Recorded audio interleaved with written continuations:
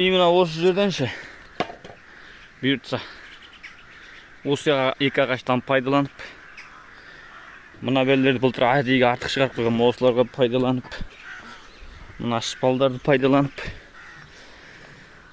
тақтай соқтай. Осы маңайда не қоқысы жатыр, соны пайдаланып жүрейін деп жатырмын.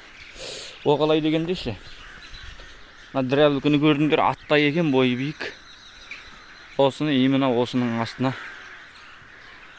жұмыс жасайтынға балла қаласа. Сосын ана шөп жаратын бар, екеуін қойып қойып, жем шөпті осы жерде дайындап ап, былай қарай қайда ана арба. Мына арба мынаның пұтына кіріп кетер екен да. Прамай осы арбаны қойып қоям. Бір арба жем жар боламды арқылай алып кетем. Ана жерге шөп жаратын қойып қоям, оны да сөйтем. Бұйыртса.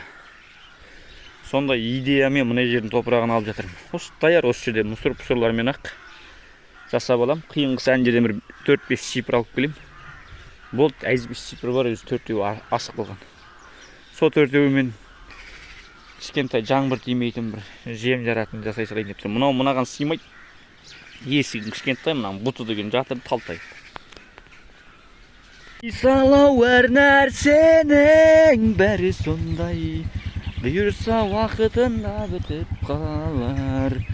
Быт-жыт боп қалса дағы мыналайлар, кебеді уақыт өтеді, зың болады. Мисалау әр нәрсенің бәрі сондай, бұйырса көк айғырым төгіп жатыр.